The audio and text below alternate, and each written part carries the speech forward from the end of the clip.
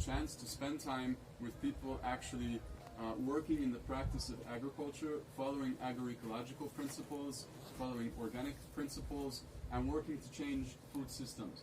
So I spent a lot of time exploring in Hungary food cooperatives and farms, and I found this farm, and I really liked the mindset here and the scale, and also what they were trying to do beyond the work in the garden. When we go around and walk around the garden, I'm going to talk about how exactly we do what, but I'd like to bring attention to the fact that farms are much more than places where seeds grow in the ground and food comes out. They're social places, they're living classrooms, they're great places for taking city people or people who are used to an isolated urban environment and slowly reconnecting them with nature and soil. And so that's why I was attracted to this farm when I first came here as a student, because they were spending a lot of extra time, which they didn't have, to welcome people here. So it's a social farm. And that was attractive to me, because I think really, I don't expect that coming and visiting a farm once is going to make everyone want to become a farmer. That's not the expectation. But when you start seeing the realities of people trying to work closely with land, animals, nature, and soil, it puts you much closer to the reality of the type of transition which we should be working towards in society if we truly want to figure out how to live on the planet of 10 billion equally in the pursuit of well-being. I think this type of lifestyle is at least a positive example for that. And so that was more than 10 years ago. Besides working on the farm and working in CEU, in 2015 with a group of friends who I met in Budapest, I also founded a degrowth inspired cargo bicycle and local food cooperative called Cargonomia. And it's an organization which experiments with reconnecting the city and the countryside, and also providing support to farms, specifically this farm, also helping empower local food systems and access to locally produced organic food. And it also tries to help increase knowledge within the city of self-sufficient food production.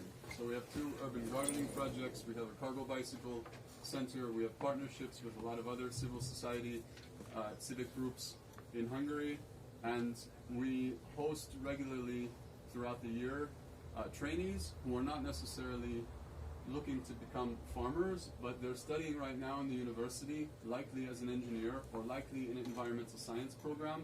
They're really passionate about doing something different, and they're not necessarily satisfied with what they're hearing in the classroom, especially the narratives of something like traditional sustainable development, which means more of the same growth-centric patterns, but just a little bit cleaner or a little bit more socially conscious, and everything will be fine. They're starting to question what their school is forcing them to become, and they're looking for other opportunities. So we try to provide a program here showing them some existing alternatives, turning them on to some academic text, but really helping them become more autonomous in deciding what they want to do with their life, so that their life is not decided for them. That might sound a bit abstract, but we can connect it to what we're doing here. The people who work on this farm, and the reason this farm exists, was not necessarily so that a lot of people could become highly wealthy from it. You don't get into this type of job or choose the career working in this scale of farm for becoming rich. Of course, if the farm doesn't have a concrete and pretty well working financial plan, it's not going to exist in the future. So just like any other traditional business, we need to have a very good management of our finances, of our prices, of how much people are paid, of our costs. Our garden style is highly labor intensive.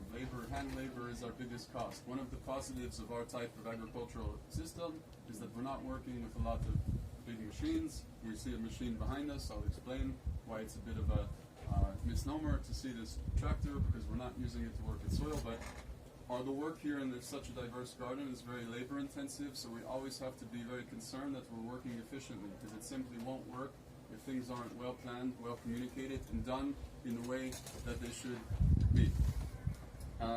This is a bio-intensive market garden, which means we're using a small parcel of land fairly intensively to produce a diverse amount of crops, which we're marketing completely to the people who will consume them. There's no middle person.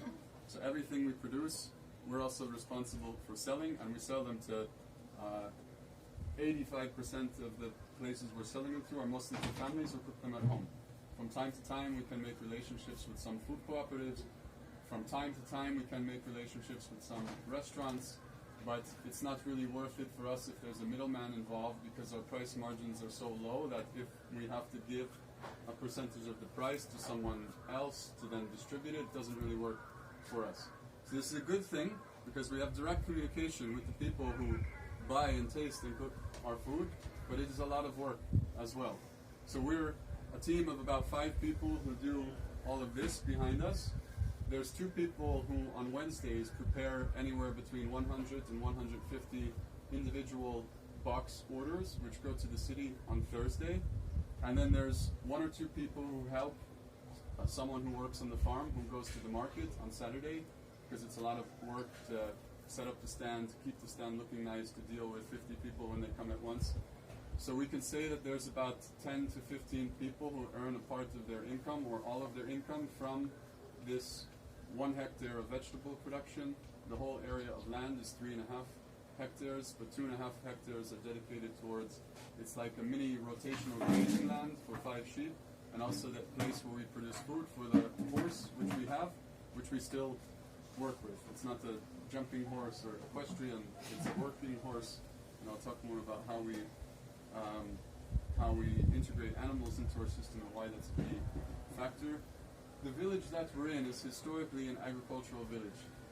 Did you come here on the highway or through Gödöllő and then on the back roads? Through Gödöllő and back roads. What did you see once you got outside of Budapest? Sunflowers. Okay, you probably saw right now wheat. If they're late in harvesting it, you probably saw sunflowers, which they're waiting to harvest, and you probably saw some corn, which was a gamble this year because the last 2 years were complete failures because of serious drought in Central Europe. But the people who sowed corn this year are celebrating because we had rain up until about the end of June, so they'll do well with this. But 2/3 of all the land in Hungary is agricultural land. Only about 4% of it is certified organic agriculture, and a very small part of that are fruits and vegetables or products which people can actually eat. So yes, what you saw coming out on the bus is the reality of agriculture in Hungary. Most of it is large blocks of monoculture. Most of it is completely based on machines and inputs like fertilizers, like pesticides. I think Tim's lecture, the first lecture that I saw, I'm a bit sad I didn't see his second, did a really good job of explaining to you what exactly is the significance as far as total energy consumption in the world, what is the tie between the energy intensity of agriculture and pesticides and fertilizers. So we know the background of pesticides or fertilizers specifically, they're incredibly energy intensive. To when you're treating land in a way where you're not storing or accessing nitrogen naturally, you need to enact a very energy intensive process to remove nitrogen from the atmosphere and put it into a fertilizer. So yes, most of the agriculture, not just in Hungary, but in Europe and in the world, is still the style which we've seen on the way here, and that has a lot of consequences from an energy consumption perspective, but of course from a biodiversity perspective, and maybe one overlooked factor is a social perspective. Back to my original statement, this village was traditionally an agricultural village. If you came down St. Laszlo Utca, St. Laszlo Street, you saw houses on both sides. Usually in back of each of the houses was a half hectare to 1 hectare. On this side of the street, people usually had 2 hectares. Historically, most of the people would have been fairly self-sufficient in their food production. Each house would have had the place where people live in a quite small house. The houses were typically made out of adobe, which is found right in the soil here. So that was fairly self-sufficient. The houses would have had stables and places for chickens and horses and pigs behind it. The people would have produced enough to feed their family, but also to sell either here in a market or to a trader. That kind of went on even up until around the point of the First World War and the Second World War. After the Second World War, the land outside of these private garden areas was collectivized, so everyone who was living in this village probably had to spend the daytime working in the collective farm. An interesting part of this long period of the socialist period in Hungary was that there was a black market where people could still somehow secretly sell their own produce, and it's pretty much what they lived from, because working for the collective farm was a stable job but not a high-paying one, so they still kept things going until then. After World War II is when you would have seen the transition from mostly animal traction to machines, slowly but eventually, spreading across the whole country here as well. But now, especially after the regime change in the late 80s, early 90s, the prospects for making a living from agriculture became less and less attractive to young people, bringing us to 2004, big year for Hungary, entrance into the European Union, which had a drastic change on agricultural systems here, and maybe more importantly, the way people buy food. There was a big change. There was the entrance to the liberalized European Union market, which also invited big food retailers, which completely changed the way that people bought food in the country, which destroyed a lot of local markets. So what did that mean from the farmers?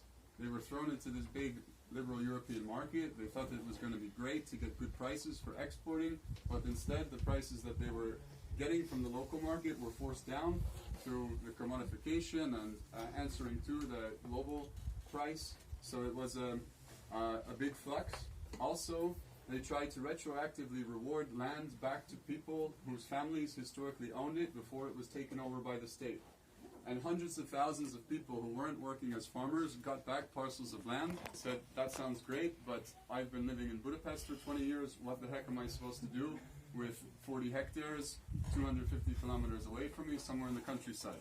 So this also encouraged a knock-on effect of a big transition of land, and who prospered from this Wild West period of land were, of course, the people, the biggest landowners, the wealthy people who bought up land like crazy. It was the start of intensification and concentration of land, which was only intensified through single hectare-based payments in the Common Agricultural Policy, which rewards stably having more land.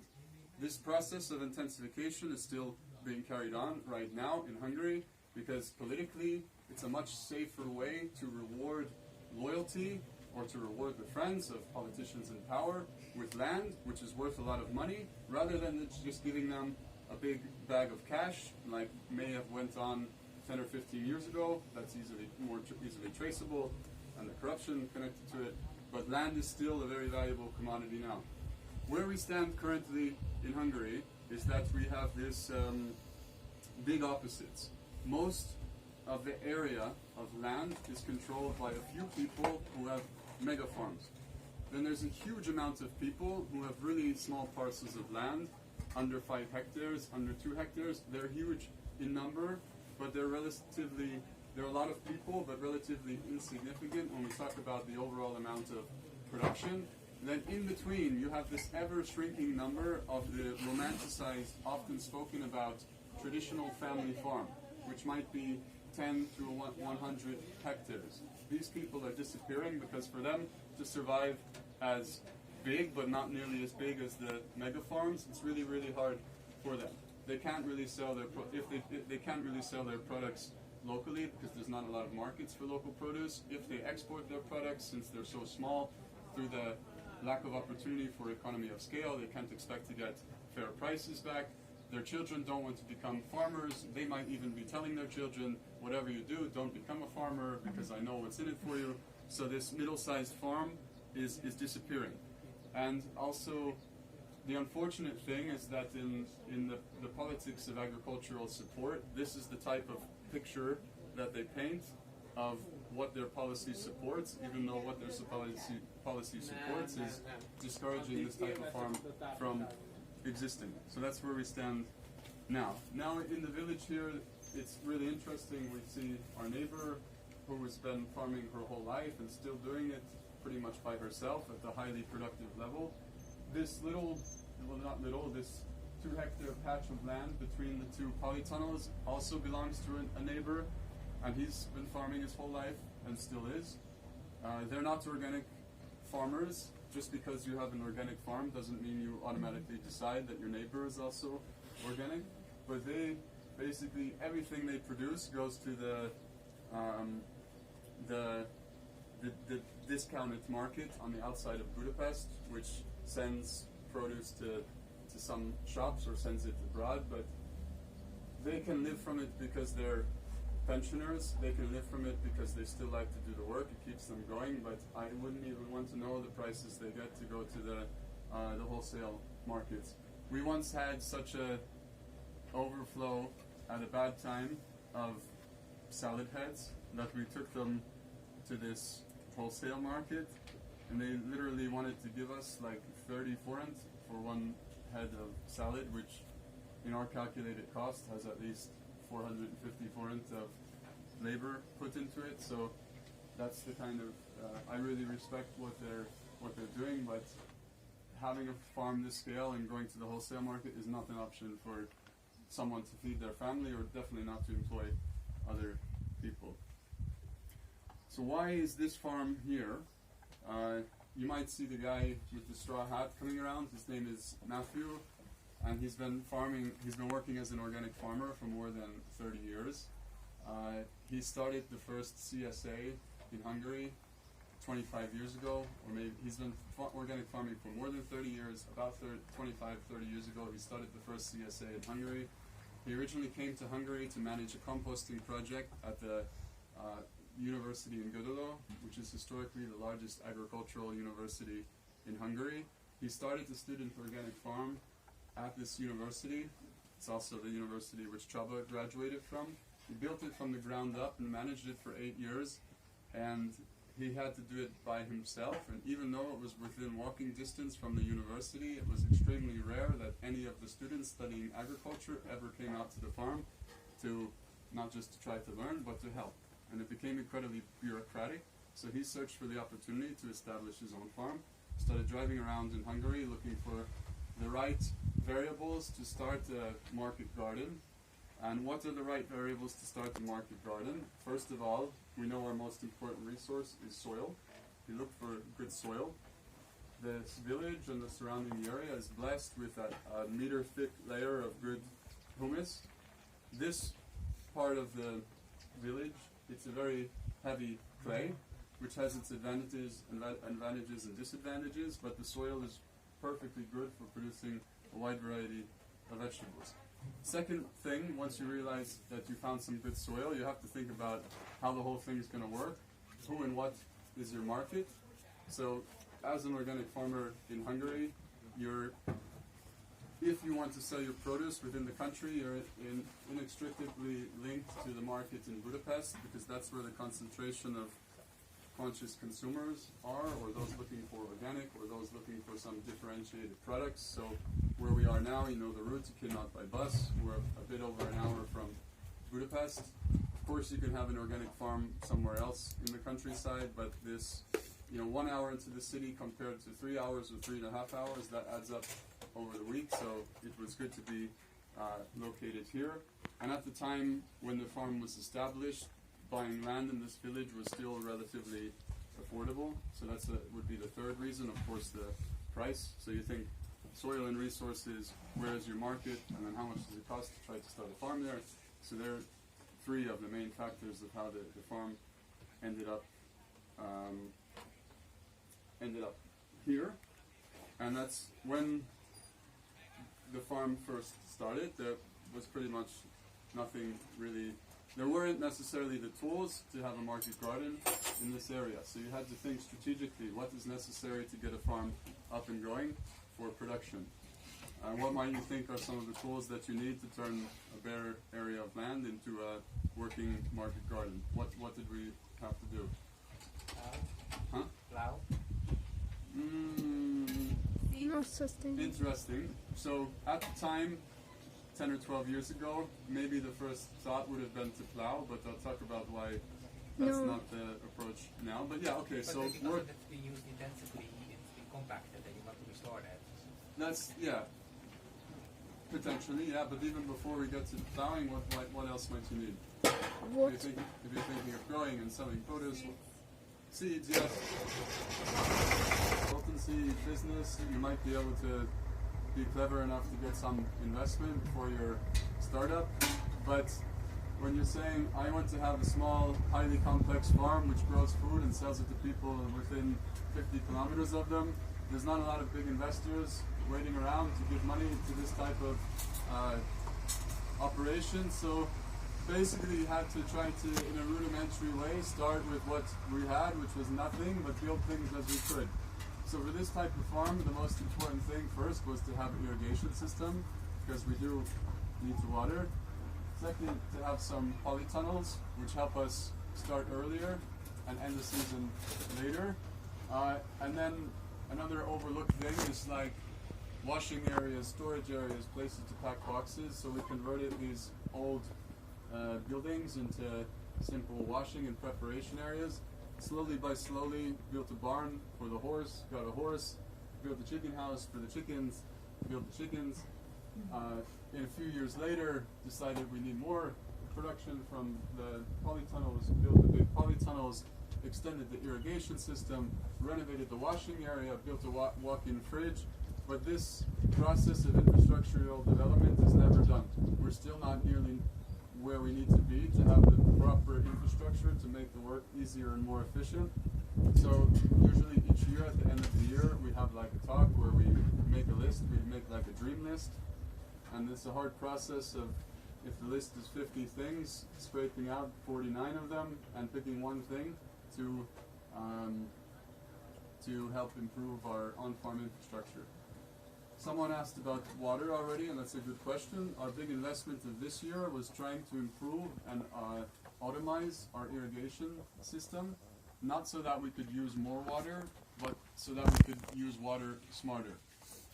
The last 2 years in Hungary, there were pretty brutal droughts from March all the way until November, so barely any rain. If there was rain, it was a huge amount in like 30 minutes or an hour.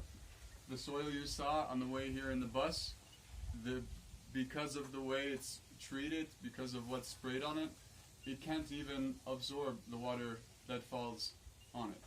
So this drought this year has been a bit different so far. There's been more stable rain, but we don't have time to wait in preparing for more uncertainty with precipitation in the future, so we're starting this process now. And I want us to get up and get moving around, but I just say, like, I have two very different jobs, and I like that I have two very different jobs, but there's beauty in this work, which is just on the border of being so beautiful that it's inspiring, but also sometimes so seemingly futile that it's tragic. So when you have a type of hobby or job where you're investing your time and your physical energy into, you can grow to love it, but it can also let you down. I guess it's something like a good relationship. That's how it is for working on this farm. It's really, really beautiful work, but sometimes incredibly frustrating as well. But it's because we're limited in resources, but we're also working in combination with nature as well. Nature is unpredictable. What could even be more unpredictable and frustrating are some consumer trends or tastes or something like, let's link it back to what we're talking about now. A war starts in a neighboring country, and 25% of our most loyal customers decide that because things are more expensive, what are they going to give up? Organic food. And that has an impact on us.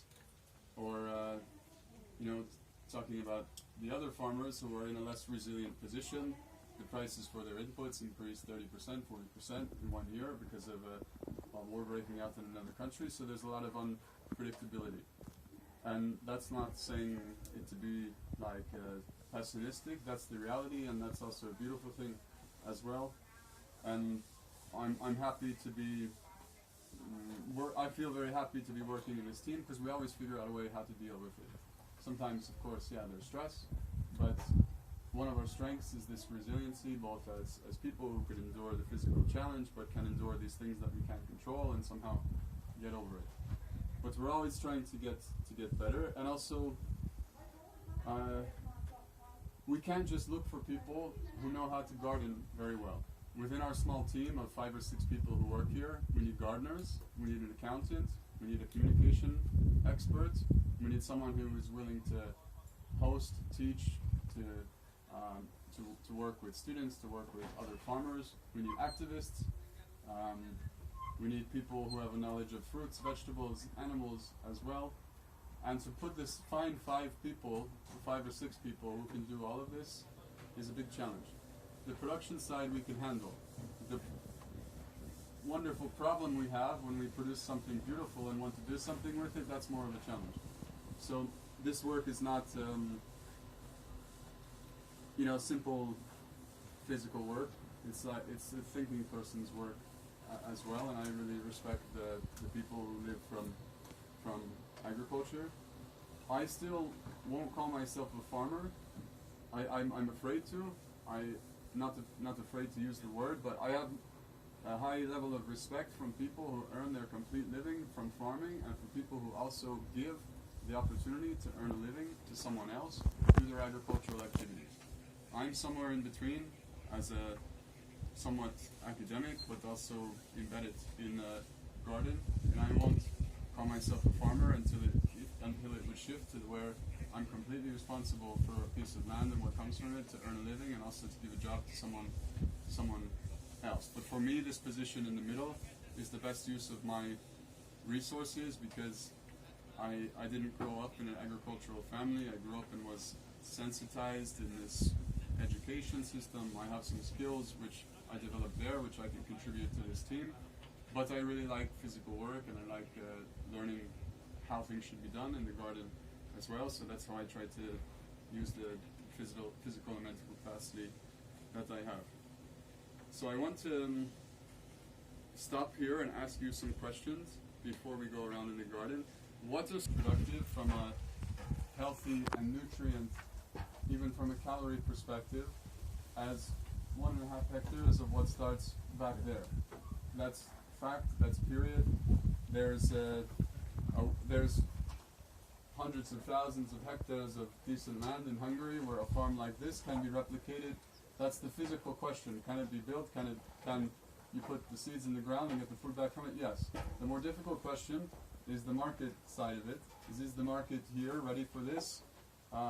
That's the trickier question. So when we think about food production systems or big complex problems or wicked problems, one of the good things about agriculture is as we've learned enough to know how to do agriculture in a way which is a net positive for ecosystems. But spreading this type of agriculture and making it work financially is the more complex question, which is related to what the global market dictates to this type of farmer who's going to take the risk to do things differently. But I at least like the fact that this type of solution of how to do it exists. So figuring out the other parts of how to make it more viable for people is what you need to work on, I need to work on, farmers need to work on, researchers need to work on, policy analyzers need to work on. But I can sleep a bit better at night knowing that the style of farming is found out, exists already. So these are good. Because we can't photosynthesize. What a plant is doing while it's growing is it's making nutrients available for soil life so they have something to feed on. They're exchanging carbon and sugars for the nutrients they need from soil, which microbial life makes accessible to them. It's a perfect symbiosis. Covered soil with plants growing on it is feeding soil microbes, which in return are giving accessible nutrients to plants. Naked soil is a big disturbance to the whole system. Deeply plowing soil is a big disturbance to the whole system. It's a big step back. What we're trying to do is keep the soil covered as much as possible with a diverse array of crops to keep the system in balance so that we could capture and use functionally as much energy from the sun as possible, and so that we could make nutrients available for the plants which we're trying to grow as well. So there was a time where we, at the end of the year, turned over our soil, not with the big machines like you would need to cover the bigger areas on the extent of this farm, but with a smaller plow with our horse, actually. But as we learned more, we stopped plowing and we adopted the permanent bed system with the goal in mind of not needing to turn the soil over at the end of each year, even though we wanted to maintain a good soil structure and easily work on the beds. The difference between living soil and something dead is that a majority of the main elements of what we're standing on are just minimal mineral remains: sand, clay, silt. What makes the magic happen is that also there's organic material embedded in soil, which gives a place for living organisms to live, consume, die. And soil is much more than just the thing we stand on and the remains of glacial movement. It's a living thing, and we need to treat it like that. So that's what we're trying to do here. Now, doing something like working with the horse instead of, and that's a bit more extreme than what is most people would consider a necessary step. But we also we want to have animals for the next step I'm going to show you, which is related to making our own compost. Do you have any questions about bed management, water, resources, chemicals to produce food which people can't eat, so we could feed it to animals and turn it into meat and dairy products? I'm staunch vegetarian, bordering on vegan, very concerned about animal welfare, but I'm a strong believer that we will not and can't close resource loops on farms without having animals on farms. I'm becoming more knowledgeable and very interested in the regeneration of land through rotational grazing of animals. If you have dead soil, one of the best ways to bring it back to life is by injecting the helpful microbial boost that you get when you allow animals to graze on it but not overgraze it. When you plant something or develop a perennial culture, which animals will graze, or selectively graze, you can regenerate land, you can increase organic matter, you can add microbes back to the soil, but it's a very fine line between building organic matter, building topsoil cover, and maintaining control over the area and overgrazing it. It's based on the type of soil you have, what you start off with, what the breeds of animals you are using. So I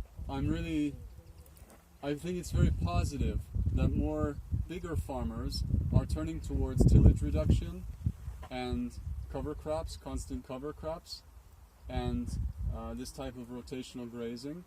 They're not necessarily in it for the reasons of saving the world or storing carbon, but they've seen the increasing cost of inputs, the increasing cost of fertilizers. They've seen the loss of their topsoil through erosion, because they have they have a very poor structure from plowing, from not having the microbial life in the term, and for me that's okay, that's enough.